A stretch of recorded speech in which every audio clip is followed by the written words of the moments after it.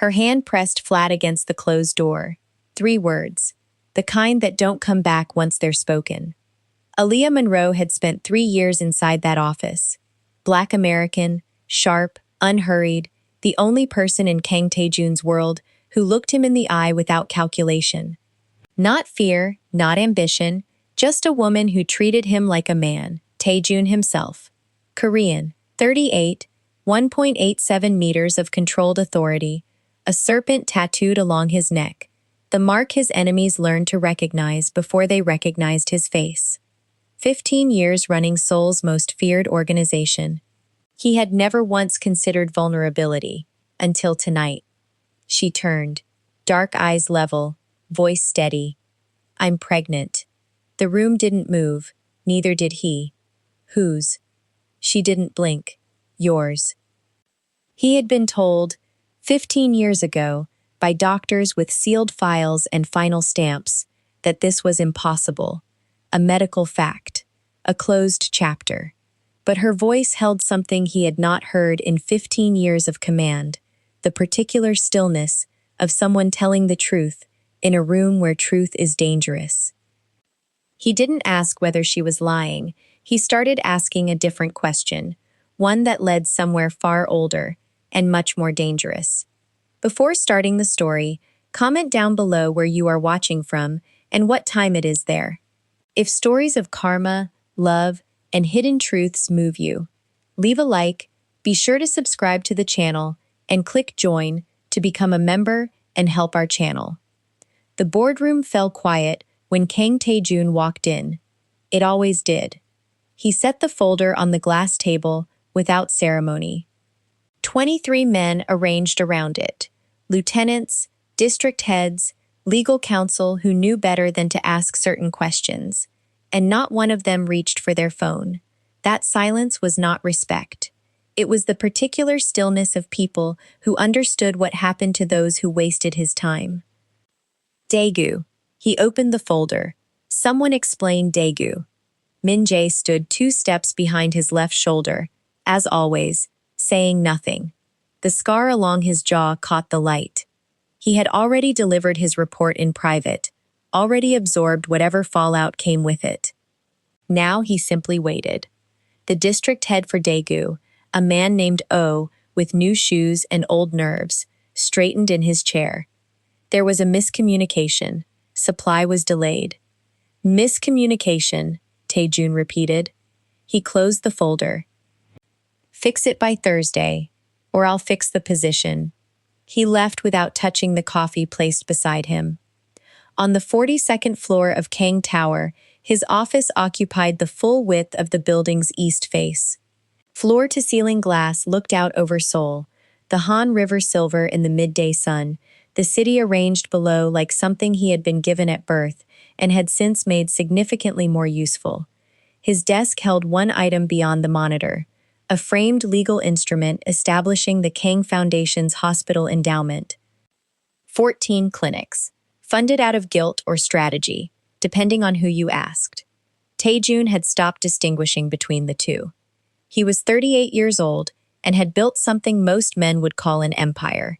The word was too theatrical for his taste. He preferred structure. Structures required maintenance, redundancy, discipline. Structures did not need heirs. That fact, the medical fact delivered 15 years ago in a private clinic off Gangnam-daero, had shaped the architecture of everything since.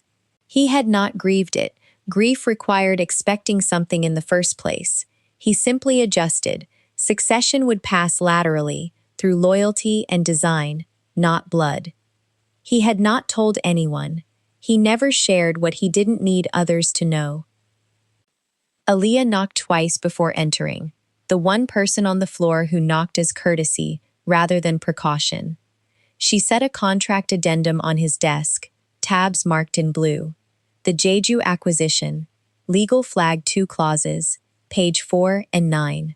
She did not hover, did not wait for acknowledgement. She stood with a stillness that had nothing submissive in it, her dark eyes level, her long curls settled over the cream of her blouse.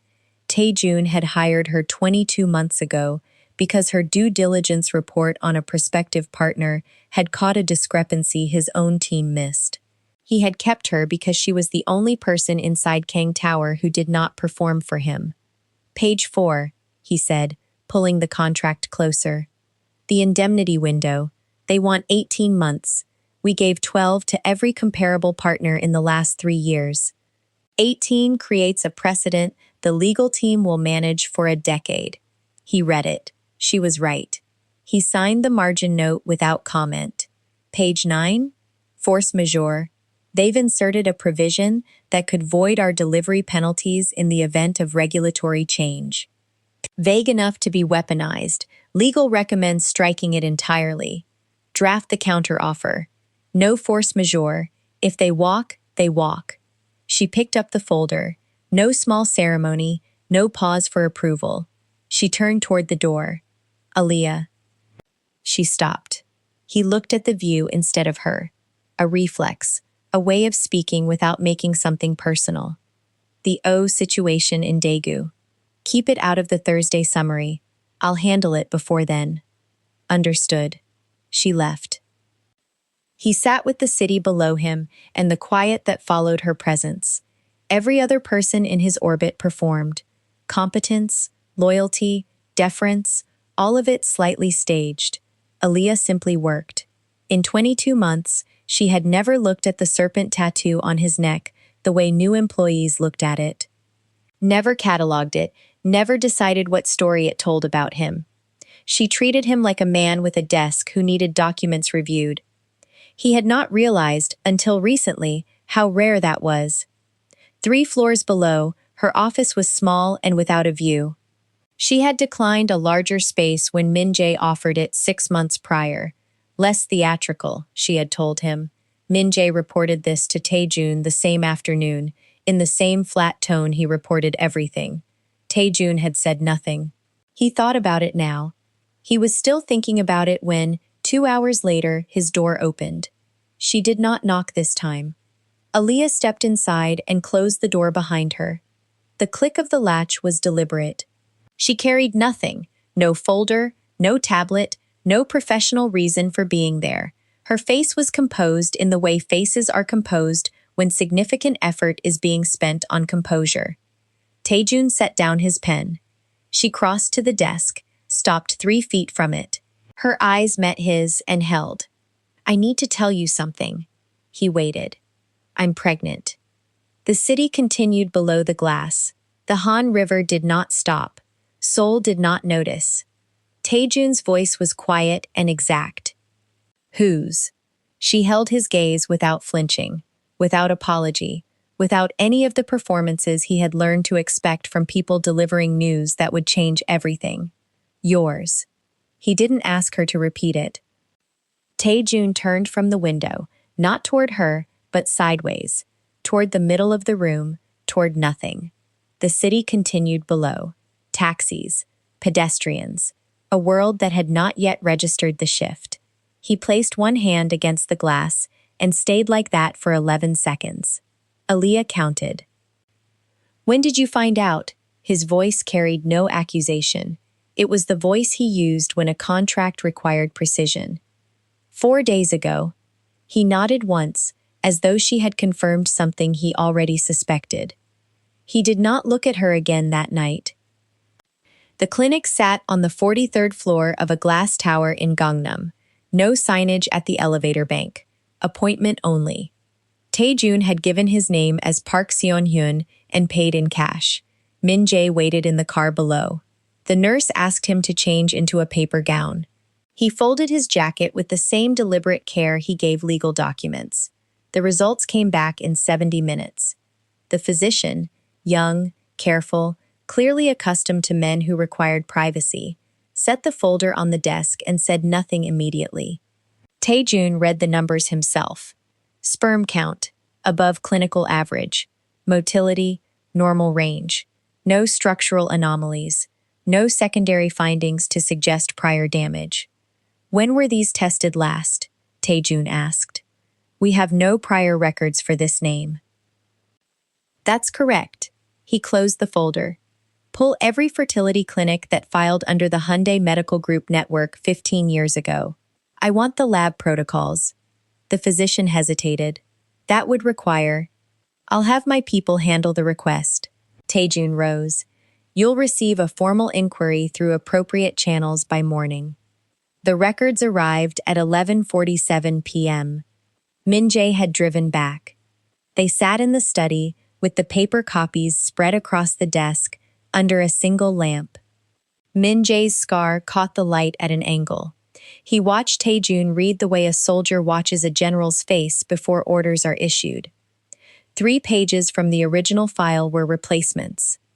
The paper stock differed by 18 months in production date, visible under UV scan. The attending physician's signature on page 4 had a pressure inconsistency with the signature on page 1. Same name, different hand. The diagnostic conclusion, the one that had shaped 15 years of Taejun's life, appeared on page 7, the page with the wrong paper. Min-jae leaned forward. We should run paternity confirmation, quickly, before you... Stop. Taejun set the page down with 2 fingers, precisely, without sound. I didn't ask whether she was telling the truth. I asked who lied to me. The room held the silence. Min-jae sat back. The financial investigation took 48 hours. Taejun didn't call Aaliyah during those 2 days. He worked. He slept 4 hours each night on the study couch. He ate at his desk. The people around him learned not to speak unless spoken to, which was the same as every other week, so no one marked the change beneath the surface. Hyun-woo, their forensic accountant, flagged the first payment at 14:23 on the second afternoon. A wire transfer. 15 years ago. 31 million won, routed through a shell, registered in the Cayman Islands under the name Jeju Light Holdings. The recipient account had been dissolved the same quarter. Pull every Jeju Light Holdings transaction for the prior 18 months, Taejun said, without looking up from the secondary document. There were 2 more. 3 payments in total, spaced exactly 6 weeks apart. The last landed 4 days before the falsified diagnostic report was signed. Hyun-woo printed the account origin trace and placed it on the desk without comment. Taejun read the source institution. He read the authorization signature attached to the originating account. He stayed still for a long moment.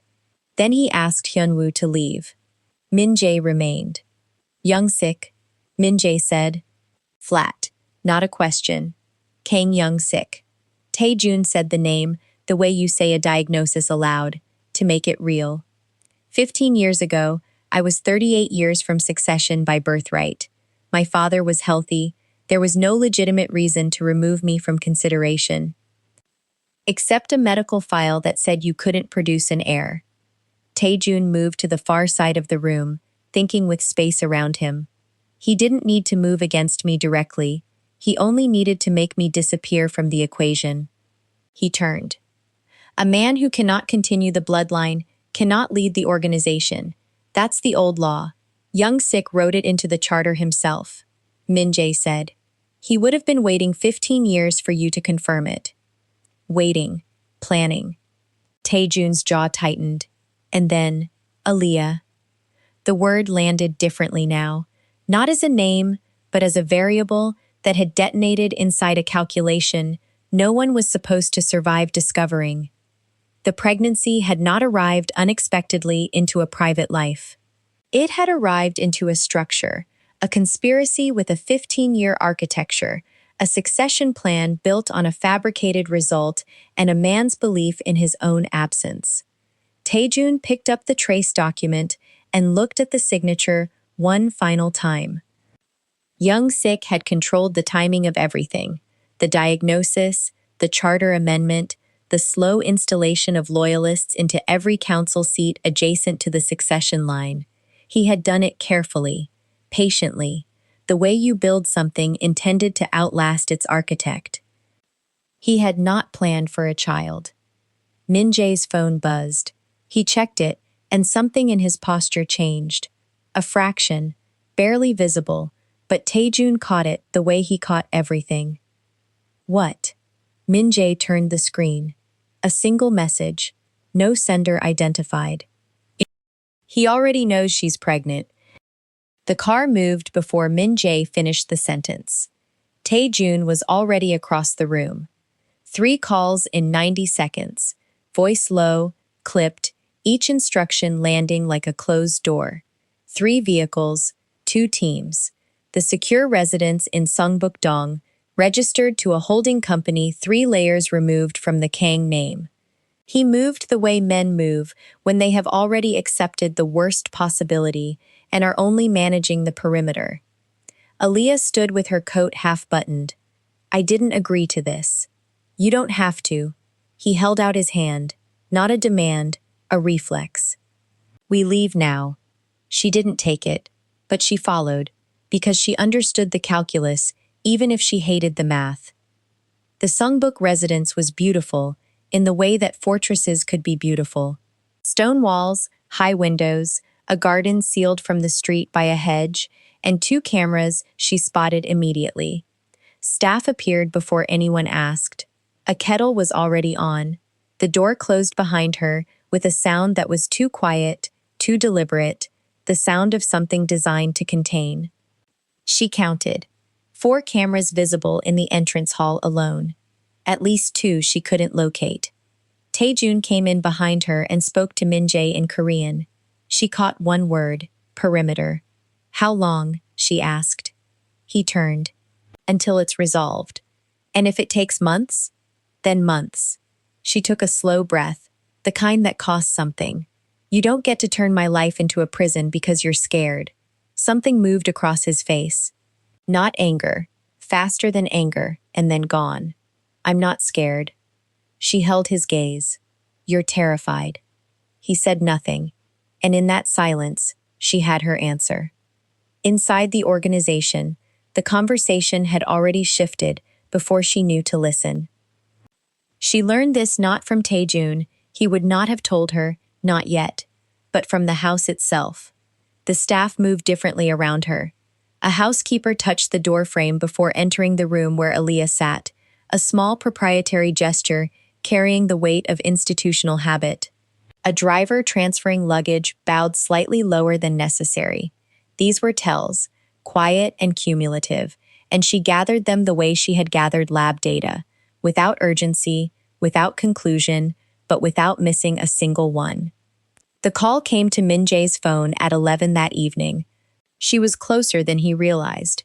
The walls in the Songbuk residence were stone, but the hallways carried sound, and she had already located the acoustic channel between the study and the corridor. She had done it within 2 hours of arrival. Observation was not a choice. It was what she was. She stood in the dark and listened.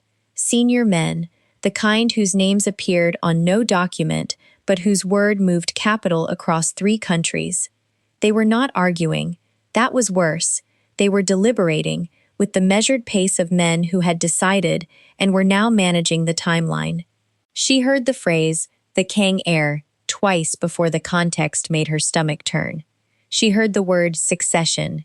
She heard a question about the child's gender, posed with the gravity of a parliamentary motion. She walked away before she heard the answer. He was at his desk when she came in. No knock. This child isn't a position in your organization. Taejun set the pen down. He looked up without surprise. He had heard her step in the corridor. I know. Do you? She stopped 2 meters from him. Not closer, because everyone around you is already deciding what this baby belongs to. His jaw tightened. I heard them. Her voice was level. That steadiness cost her more than the anger would have. Succession, alliances. The child isn't born, and they've already assigned it a function. I'll handle it. That's not an answer. He stood slowly. Aaliyah, don't. 1 step back. Not retreat. Placement. Distance she chose. I'm not asking you to fix it tonight. I'm asking if you understand what you're asking me to stand in the middle of. I'm asking if you know what this looks like from where I'm standing. He opened his mouth, closed it. She had understood, in some abstract way, that Kang Tae-jun could silence a room with a look. She had seen the calibration of everyone who entered his orbit, the careful geometry of men who expanded in his presence and contracted the moment he left. But standing here, cameras on, Min Jae somewhere in the hall, a housekeeper who bowed lower than necessary, she saw it differently now. His silence wasn't cruelty. It wasn't evasion. He simply had no answer.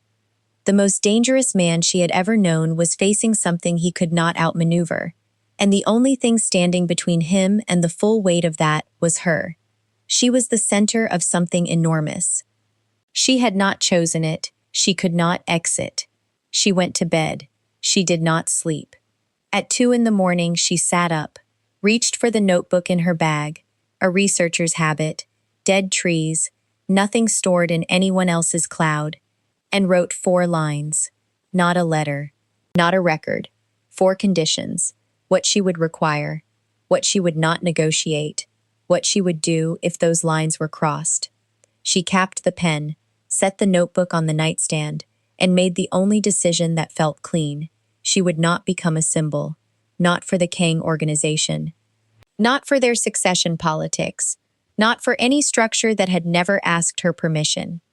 In the morning, she would hand Tae-jun the list.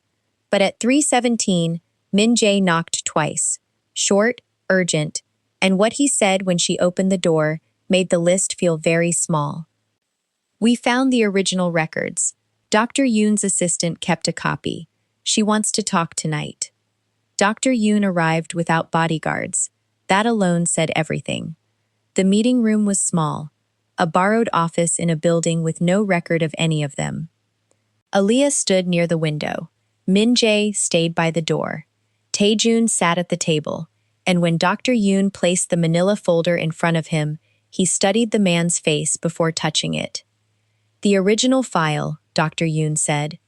The one I replaced 15 years ago. Tae-jun opened it. The medical language was precise and final. His injuries from the accident, documented, catalogued, graded. At the bottom, the prognosis. Fertility, unaffected. The trauma had been significant. It had left no permanent damage of that kind. He read it twice, set it down. Aaliyah watched his jaw tighten, then release. The only visible movement of what was happening behind his eyes. Young Sik paid you, Tae-jun said. Not a question. Wire transfers over 3 months. I have the records. Yoon slid a second envelope across the table. He needed you to believe you couldn't have a biological heir. He needed you to accept your position without ever building toward succession. Tae-jun stood and walked to the window. 15 years. Every quiet decision he had carried, about legacy, about lineage, about what he would not allow himself to want, built on a document someone invented so a 61-year-old man could sleep, knowing the future belonged to him. He had grieved something that was never lost. That understanding settled into him slowly, like water filling a room. He was afraid, Aaliyah said quietly. Tae-jun turned. He was. That night, Hyun-woo came to Min Jae's office alone and placed a small drive on the desk without a word. Financial communications. 2 years of them. Every transaction my father ran through structures he told me were legitimate. Min Jae looked at the drive, then at the man across from him. 34 years old, his father's cheekbones, none of his father's certainty. You understand what happens if you hand me this. I can't build anything on that foundation. Hyun-woo's voice was steady. Whatever comes next should be real. He left, without waiting for an answer. The inner council met the following morning at a long table in a room where Seoul filled every wall of glass. Young Sik sat at the far end, composed, silver-haired, wearing the practiced calm of a man who had controlled rooms like this for decades. Tae-jun placed 3 items on the table: the original medical report, the bank transfer records, Hyun-woo's drive. Silence held while the council read. Young Sik's posture stayed unchanged.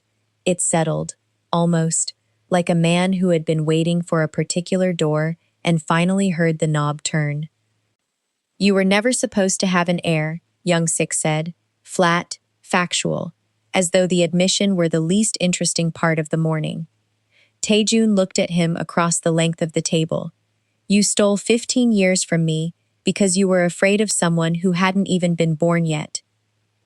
The room went quiet in a way that had weight. Young Sik offered no defense.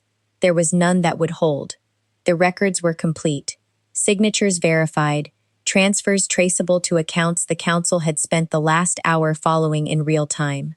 Every layer of the structure he had built, the lie, the leverage, the careful architecture of a borrowed future, sat fully exposed on that table. The vote was not contested. The council members looked at the papers, then at each other, then at nothing in particular. Young Sik walked out of the building that afternoon without escort or ceremony. The position he had spent 4 decades constructing passed from his hands with the finality of a door closing on an empty room. There was no violence. There didn't need to be. A man stripped of everything he built suffers in ways that last longer than wounds. Days later, Taejun found Aaliyah in the workspace they shared above the city. He sat across from her, not beside, as if proximity still required a different kind of permission. I won't ask you because you're pregnant, he said, and I won't ask because someone expects my child to have my name. She waited. When I ask you, it will be because I want you beside me when none of those things matter. She held his gaze. Then wait until then. He nodded. That was enough. Weeks later, he asked. She said yes. Months passed. Aaliyah's work kept its pace, reorganized, compressed, made efficient in ways she hadn't fully planned for. She arrived at Taejun's office one morning and stopped in the doorway. A corner of the far wall had been transformed, clean shelves, soft lighting, a cabinet built to careful proportions, and beside it a rocking chair that she would not have imagined him choosing. You built a nursery in your office. He looked up from his desk. It seemed efficient. She laughed, fully, without managing it. Then she crossed the room and noticed the frame mounted above the cabinet. The original falsified medical report, behind glass, clean and permanent. Why would you keep that? He came to stand beside her, to remember that something being written down doesn't make it true. His hand settled over hers, warm and unhurried. Behind them, Seoul burned through the floor-to-ceiling windows, the whole city lit and relentless and indifferent to the weight of what had just been said. His hand on hers, the lie framed on the wall, defanged and visible, no longer capable of taking anything from anyone. Truth doesn't undo the years, but it changes what the ones ahead are for. If this story moved you, stop for a moment and reflect. Would you believe a person over 15 years of forged papers? Can a family built on a lie ever truly be real? Tell us your experiences and feelings in the comments. We read them all.